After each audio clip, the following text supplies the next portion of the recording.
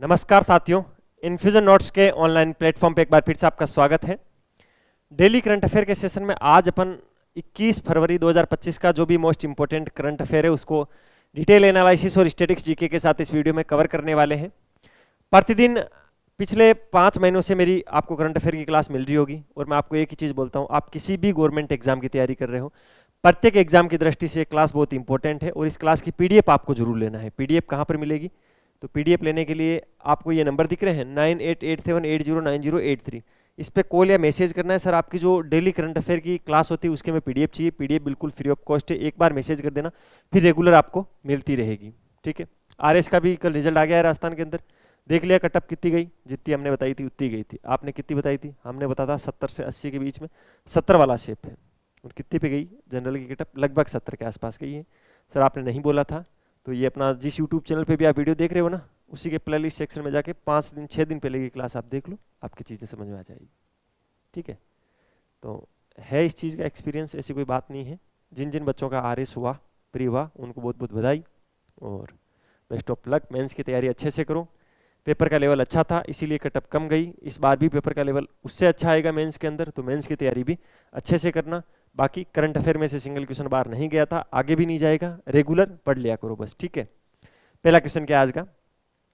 रक्षा मंत्रालय ने तटरक्षक रेडियो के लिए किस कंपनी के साथ 1220.12 करोड़ रुपए का समझौता किया है? एक समझौता हुआ है भाई, रक्षा मंत्रालय ने समझौता किया है, तटरक्षक रेडियो के लिए समझौता हुआ है, और वो हुआ है किसके साथ हुआ है? आपसे ये पूछा है, तो वो हुआ है भारत इलेक्ट्रॉनिक लिमिटेड, बेल के साथ हुआ है। किसके साथ? बेल, भारत इलेक्ट्रॉनिक्स लिमिटेड के साथ हुआ है। ऑप्शन नंबर 3 इस क्वेश्चन के परिप्रेक्ष्य में राइट आंसर है। मैं क्या कहना चाहता हूं?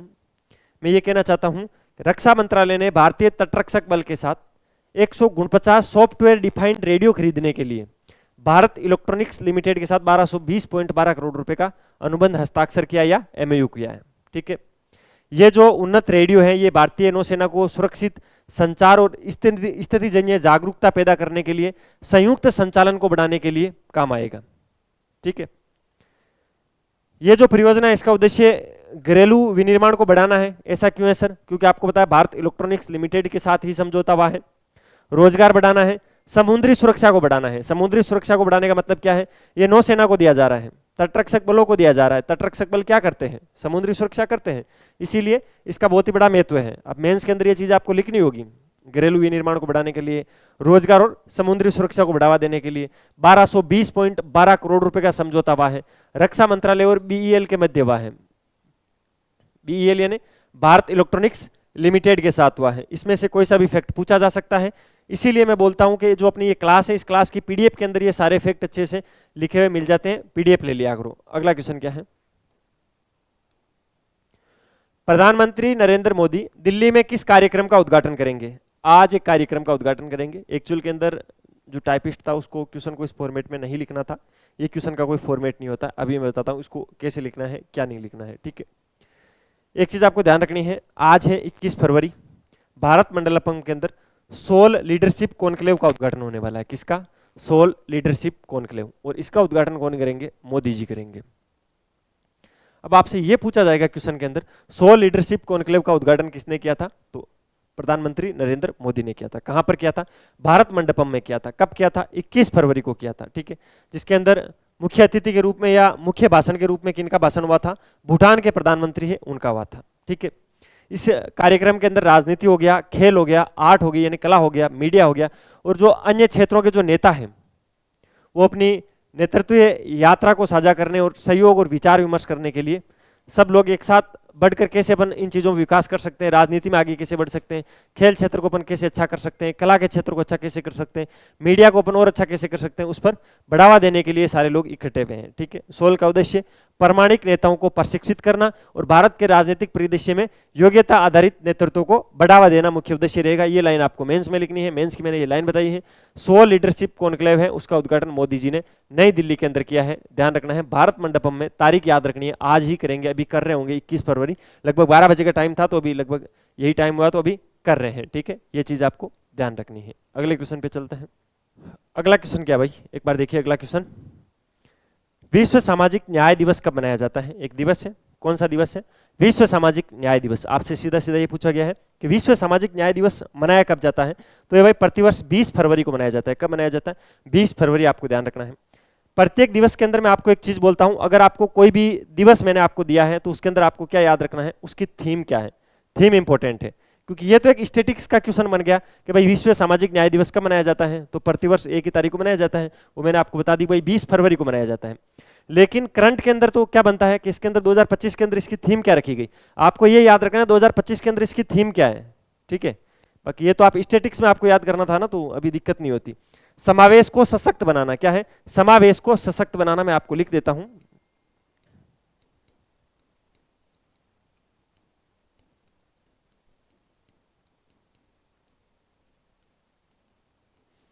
समावेश को सशक्त बनाना 2025 की क्या है, थीम है। ये चीज आपको ध्यान रखनी है, एग्जाम में इस प्रकार के क्वेश्चन आते हैं। यूएनजीए ने 26 नवंबर 2007 को इसकी घोषणा की थी। 2009 से आयु, वर्ग, लिंग, जाति और विकलांगता के आधार पर सामाजिक बाधाओं को तोड़ने के लिए इस दिवस को मनाया जाता है, ठीक है। इसकी अगर नींव की बात करें, पुराने टाइम की अगर बात करें, अपन शुरुआत से इसको देखें, 1995 के कोपेनहेगन शिखर सम्मेलन के अंदर यह चीज सामने आई थी कि अपन को एक सामाजिक न्याय को बढ़ावा देने के लिए एक दिवस मनाया जाना चाहिए, जहां पर जो कोपेनहेगन के नेता थे उन्होंने घोषणा की थी और वैश्विक विकास के लिए अलग अलग कार्यक्रम आयोजित किए थे। आपको ध्यान यही रखना है। विश्व सामाजिक न्याय दिवस कब मनाया जाता है? 20 फरवरी को मनाया जाता है। 2025 की थीम क्या है? समावेश को सशक्त बनाना। क्या है? समावेश को सशक्त बनाना 2025 की विश्व सामाजिक न्याय दिवस की थीम है भाई, इस चीज का विशेष ध्यान रखोगे। अगले क्वेश्चन पे चलते हैं। डॉक्टर भाग्यश्री पाटिल को किस पुरस्कार से सम्मानित किया गया? अभी कल ही डॉक्टर भाग्यश्री पाटिल को एक पुरस्कार दिया गया। आपसे इस क्वेश्चन में यह पूछा गया है कि डॉक्टर भाग्यश्री पाटिल को किस पुरस्कार से सम्मानित किया गया, तो इसका राइट ऑप्शन है विशालाक्षी पुरस्कार 2025। डॉक्टर VY पाटिल विद्यापीठ की प्रोफेसर है, प्रोफेसर कुलपति डॉक्टर भाग्यश्री पाटिल। इनको शिक्षा के अंदर इन्होंने बहुत ही अच्छा काम किया है, परिवर्तनकारी योगदान दिए हैं, जिसके चलते विशालाक्षी पुरस्कार 2025 से इनको सम्मानित किया गया है। ये चीज आपको ध्यान रखनी है। आर्ट ऑफ लिविंग के द्वारा एक कार्यक्रम आयोजित हुआ था, अंतर्राष्ट्रीय महिला सम्मेलन 2025, जिसमें राष्ट्रपति द्रौपदी मुर्मू ने यह पुरस्कार इनको प्रदान किया था। यह चीज आपको ध्यान रखनी है। दो फैक्ट आपको, ये फैक्ट मैंने आपको पहले भी पढ़ा रखा है। अंतर्राष्ट्रीय महिला सम्मेलन 2025 जिसका उद्घाटन राष्ट्रपति द्रौपदी मुर्मू जी ने किया था, इसका आयोजन कौन करवा रहा था? आर्ट ऑफ लिविंग के द्वारा इसका आयोजन करवाया जा रहा था, ठीक है। शिक्षा, स्वास्थ्य सेवा और परोपकार के अंदर डॉक्टर पाटिल ने अच्छा काम किया था, जिसके चलते इनको यह पुरस्कार दिया गया है। जीवन पर सकारात्मक प्रभाव डाला था लोगों के डॉक्टर भाग्यश्री पाटिल ने, और इनको पुरस्कार दिया गया है विशालाक्षी पुरस्कार 2025। बहुत ही इंपॉर्टेंट पुरस्कार है भाई, इसलिए इसको ध्यान रखना है। अगले क्वेश्चन पे चलते हैं। इंडसइंड बैंक ने आधिकारिक बैंकिंग पार्टनर के रूप में किसके साथ साझेदारी की है? भाई जो इंडसइंड बैंक है उसने एक साझेदारी की है, किसके रूप में? आधिकारिक बैंकिंग पार्टनर के रूप में किसके साथ की है? PGTI के साथ की है। अब आपको ये समझ में नहीं आ रहा सर ये PGTI है क्या, इसकी फुल फॉर्म क्या है? Professional golf tour of India. क्या है? Professional golf tour of India. Golf को बढ़ावा देने के लिए यह साझेदारी हुई है, ठीक है। गोल्फ गेम आता है, जानते हो आप गोल्फ, ठीक है। इंडसइंड बैंक ने अल्ट्रा हाई नेटवर्थ और हाई नेटवर्थ के जो व्यक्ति हैं उनके लिए अपने पायनियर बैंकिंग अनुभव को बढ़ाने के लिए professional golf tour of India PGTI के साथ साझेदारी की है। बैंक PGTI कार्यक्रमों का समर्थन करेगा, जहां पर PGTI के कार्यक्रम होंगे वहां बैंक अपना प्रचार करेगा। भारत के जो पेशेवर जो गोल्फ है उसके अंदर विस्तार देने में सहयोग करेगा, सहायता करेगा, ठीक है। और जो अपने पायनियर ग्राहक है उनसे विशेष जुड़ाव के अवसर भी प्रदान करेगा। तो आपको ध्यान रखना है, PGTI का नाम आप एज इट इज याद कर लेना। Professional golf tour of India के साथ इंडसइंड बैंक ने आधिकारिक तौर पर आधिकारिक बैंकिंग पार्टनर के रूप में साझेदारी की है, ये मैं आपको बताना चाहता हूं। चलो भाई नेक्स्ट क्वेश्चन, अगला क्वेश्चन।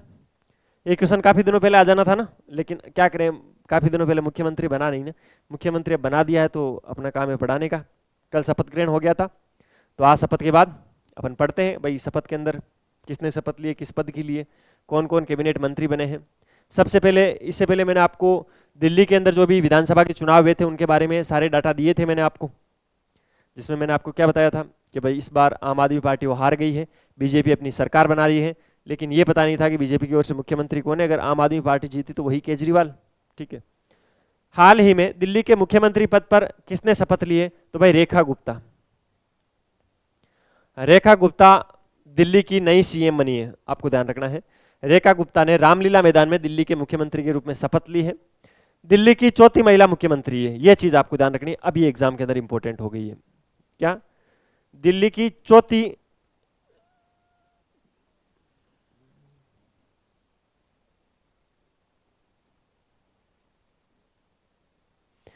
चौथी महिला सीएम है, चीफ मिनिस्टर है, यह चीज आपको ध्यान रखनी है। इसके अलावा वर्तमान भारत में भाजपा की एकमात्र महिला मुख्यमंत्री है इस टाइम, ठीक है।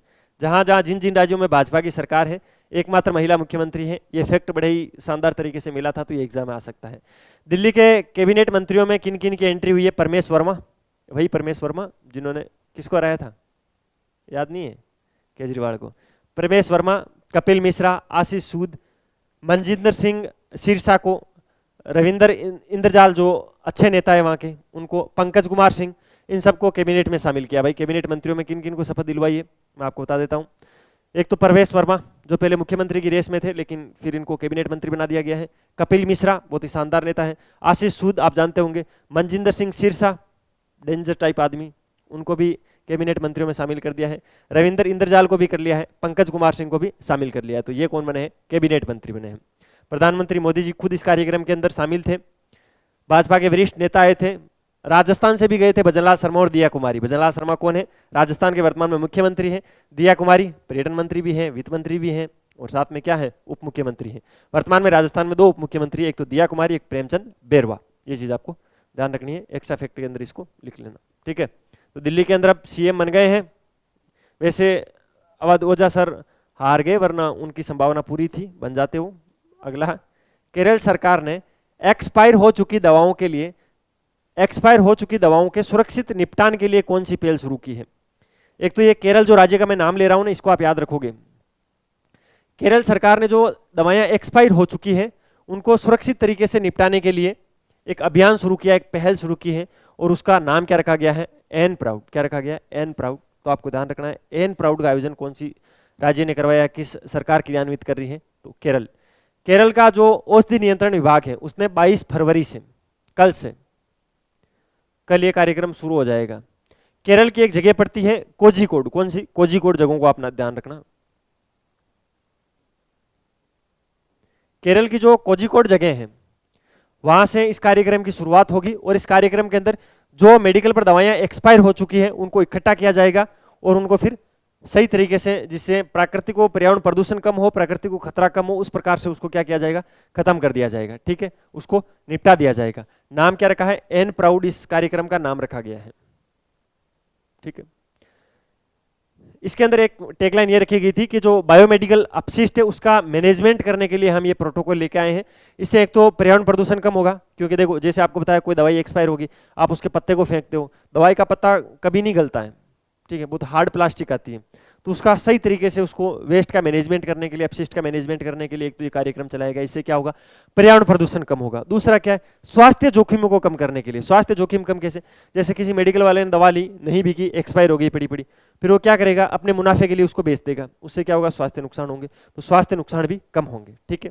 शुरुआत के अंदर इसको कोझिकोड से शुरू किया गया है, लेकिन अगर ये पहल सही से चली, दवा का निपटान ठीक से हुआ, तो फिर इसको पूरे राज्य में विस्तारित कर दिया जाएगा।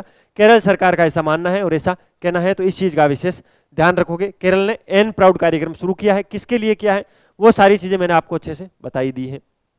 नेक्स्ट क्वेश्चन क्या कहता है? गूगल ने हाल ही में भारत के किस शहर में अनंत कैंपस की स्थापना की है? एक नया कैंपस बनाया है भाई गूगल ने बेंगलुरु के अंदर नया कैंपस बनाया है, और इसका नाम क्या रखा गया है? अनंत कैंपस। क्या रखा है? अनंत कैंपस। क्या है पूरा माजरा? मैं एक एक चीज आपको समझा देता हूं, एक एक फैक्ट आपको याद करना है, एग्जाम में पूछा जाएगा। गूगल ने बेंगलुरु के अंदर अपना सबसे बड़ा 1.6 मिलियन वर्ग फीट का कैंपस अनंत लॉन्च किया है। जो ये मैं अनंत बता रहा हूं, ये कैंपस का नाम है भाई। क्या है? कैंपस का नाम है। इसका एरिया अगर आपसे पूछे तो 1.6 मिलियन वर्ग फीट के अंदर ये कैंपस फैला हुआ है, बेंगलुरु के अंदर है। गूगल ने ये नया ओपन किया है, ठीक है, जिसमें 5000 से अधिक एम्प्लॉय एक साथ काम कर सकते हैं। कितने? 5000 से अधिक एम्प्लॉयों की क्षमता रखी गई है। गूगल बड़ी कंपनी है तो भाई इतने एम्प्लॉय तो होंगे ही, 5000 काम करने वाले आदमी तो होंगे ही, तो 5000 आदमी काम कर सकते हैं, ठीक है। ये कैंपस मुख्यतः एआई पे काम करेगा, एआई यानी आर्टिफिशियल इंटेलिजेंस पर काम करेगा, क्लाउड पे काम करेगा। इसके अलावा टीम वर्क भी इसके अंदर होंगे, ठीक है। अलग अलग प्रोडक्ट बनाए जाएंगे गूगल के इसमें,